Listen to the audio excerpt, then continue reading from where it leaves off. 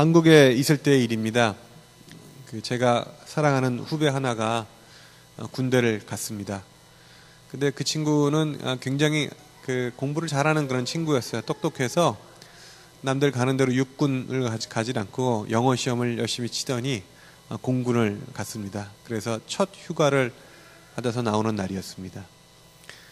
한국에 이제 송파동에 가면은 송파구죠. 거기 가면은 이제 올림픽 공원이라고 있는데 그 앞에서 만나기로 이렇게 했습니다. 멀리서 이제 이 친구가 나타났는데 공군 근무복을 입고 나타났어요. 진한 파란색 바지를 입고 위에는 파란 남방을 입고 군인들 쓰는 그런 동그란 모자를 쓰고, 물론 명찰이며 계급장이며 이런 게 달려 있는 그런 근무복이죠. 육군들 입고 다니는 얼룩덜룩한 옷에 비하면 정말 멋있는, 정말 폼나는 그런 옷입니다. 왜냐하면 육군들이 입고 다니는 옷은 전투복이기 때문에 폼 같은 거는 완전히 무시하고 그냥 싸울 수 있도록만 만든 거기 때문에 상대가 안 되죠. 거기다 멋있는 반짝거리는 신사화를 신고 그러고 나타났습니다. 오더니 근데 재밌는 얘기를 하나 해주더라고요. 무슨 얘기를 하나 하면, 자기가 이렇게 걸어오고 있었대요. 그랬더니 올림픽 공원에 잔디밭이 이렇게 많은데 한국 잔디밭은 꼭 써 있죠. 들어가지 마시오 이렇게 써 있습니다. 근데 거기에 들어가서 둘이 커플이었는데 신나게 누워서 이렇게 놀고 있었던 것 같아요. 근데 멀리서 자기가 이렇게 나타나니까 갑자기 남자가 여자를 툭툭 치더랍니다. 그러더니 야 일어나 그러더래요. 벌떡 일어났더니 남자 친구가 하는 얘기가, 야 경비 아저씨 오신다 빨리 나가자. 그래서 여자분의 손을 잡고 확 나오더라는 겁니다. 듣는 공군 기가 막히죠. 나는 공군인데 경비 아저씨라니, 공군인데 공원 경비가로 이제 착각을 한 그런 일이 벌어졌던 것 같습니다. 공군하고 공원 경비를 헷갈린 거죠. 여러분, 근데 이것은 우리도 마찬가지입니다. 우리는 예수님을 믿는 사람들입니다. 크리스천이죠. 예수님을 믿는 사람은요, 그 표식이 있습니다. 그 사인이 있다는 그런 얘기입니다. 멀리서 다가와도 그 사람을 볼 때, 야, 저 사람은 예수님을 믿는 사람이구나, 그렇게 알려줘야지 경비인지 구분이 안 가면 참 곤란합니다. 그렇다면 과연 이 그리스도인, 크리스찬의 표식은 뭘까요? 오늘 본문에 두 가지가 나오고 있습니다.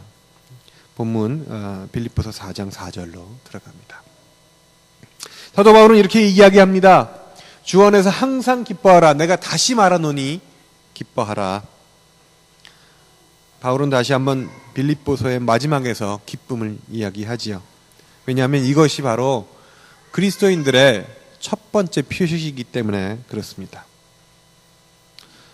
여러분 아십니까? 설교하는 사람들이 설교할 때요, 야 이거는 너 들으라고 하는 얘기야 라고 설교하지는 않습니다. 저는 분명히 믿습니다. 만약에 그렇게 설교하는 설교자가 있다면 그 설교자는 설교자로서의 자격이 없지요. 설교라는 단을 빌어서 다른 사람을 비난하고 자기를 정당화하는 그런 설교는 설교가 아니라는 그런 얘기도 됩니다. 설교는요, 늘 나를 포함합니다. 설교자를 포함합니다. 그러니까 나에 대한 이야기를 먼저 하는 거지요. 격려가 있다면 설교자를 먼저 격려하는 거고요. 반대로 책망이 있다면 그건 역시도 설교자를 먼저 책망하는 것으로 설교는 시작이 되곤 합니다. 사도 바울도 그랬던 것 같습니다. 여러분, 우리가 알고 있는 대로 사도 바울은 로마라는 도시에 큰 감옥에 갇혀 있는 그런 사람이었습니다. 대책이 없지요. 감옥에 갇혀 있는 그가 도대체 무슨 능력으로, 무슨 힘으로 내일은 무엇을 하고 내년엔 무엇을 하고 어디를 가서 무슨 전도를 하고 계획을 할 수가 있겠단 말입니까? 계획하는 것이 그의 손을 떠났습니다. 그가 할 수 있는 일은 하나밖에 없었습니다. 그건 뭔가 하면 하나님께 맡기는 겁니다. 사도 바울은 그가 그 감옥에서 나갈 수 있을지 아니면 거기서 죽게 될지 알 수가 없었습니다. 오히려 죽는 쪽이 더 확률이 높다는 사실은 알고 있었죠. 여러분, 그것은 그가 개척해놓은 모든 교회 교인들도 마찬가지였습니다. 점점 숨통을 조여오는 박해의 암흑시대가 시작이 되고 있었습니다. 그리고 그것은 한 황제가 바뀌었다고, 한 정권이 바뀌었다고 빨리 없어지는 그런 단기간에 끝나지 않을 것도 이 사람은 알 수 있었습니다. 참으로 답답한 그런 상황이지요. 그러나 사도 바울은 이 답답하고 갑갑하고 한 치 앞도 내다볼 수 없는 이런 상황 속에서 소리를 높여서 기쁨을 이야기합니다. 내가 기쁘다라고 이야기할 뿐 아니라 너희도 기뻐하라. 다시 말하노니 기뻐하라. 내가 권면하니 기뻐하라. 진심으로 기뻐하라. 라고 이야기하고 있는 것입니다. 왜 그렇습니까? 그리스도인의 기쁨은 세상에서 일어나는 일에 좌우되지 않기 때문에 그렇습니다. 그리스도인의 기쁨은 예수님이 함께 계심에 근거하기 때문에 예수님이 함께 하시다면 그 사람이 어디에 있든 그 사람이 무엇을 하든 기뻐할 수 있다는 확신 때문이었습니다. 맞습니다. 그것이 그리스도인들이 기뻐할 수 있는 이유입니다. 왜냐하면 우리가 예수님을 잊어버리지 않고 기다리고 있는 것처럼 예수님께서도 우리를 잊어버리지 아니하시고 주님의 날이 올 때에 우리를 찾으실 것이기 때문에 그렇습니다. 바울은 감옥에 있었다고 말씀을 드렸습니다. 아무것도 할 수가 없는 그런 상태였죠. 그가 할 수 있는 일이 딱 하나 있었습니다.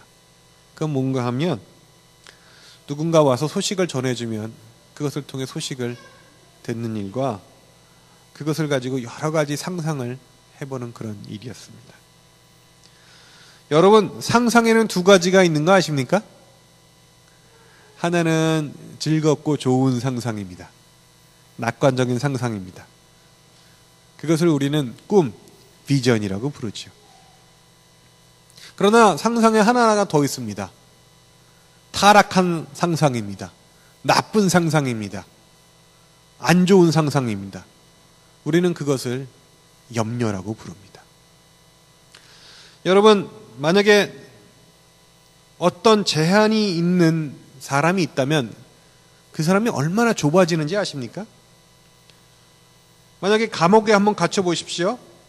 그럼 멀쩡하던 사람도 없었던 의부증, 의처증 생기고 열등감, 우울증 발동합니다. 여러분, 만약에 어떤 사람이 병들어 보십시오. 멀쩡했던 사람이 신경질이 따라서 늡니다. 여러분의 남편이나 부인하고 사별해 보십시오. 어떤 집 부부가 사이좋게 어깨동무만 해도 화가 나서 울컥합니다. 여러분, 돈이 없어 보십시오. 조그만 돈이 있는 사람을 보아도 도대체 저 사람들은 무슨 나쁜 짓을 많이 해서 돈을 저렇게 벌어서 먹고 사나, 좀 있으면 벌 받을 거야 라고 생각하게 됩니다. 여러분, 그게 사람입니다. 그게 사람의 한계입니다. 어느 틈엔가 내 마음속에 불현듯 찾아들어온 나만 퇴보하고 있나 봐. 내가 시간을 낭비하고 있는 건 아닐까? 난 구석에 처박혀 있어. 나는 왕따야. 이런 생각들이요, 사람을 너무나 초조해지게 합니다. 좁아지게 합니다. 그것이 바로 인간입니다. 그래서요, 사람에게는 사람이 주는 기쁨이 아닌, 세상이 주는 기쁨이 아닌 하나님이 주시는 기쁨이 있어야만 합니다. 성경에 써 있습니다. 하나님이 주시는 그 기쁨은, 그 평화는 세상이 줄 수 없다고 말입니다. 세상이 이해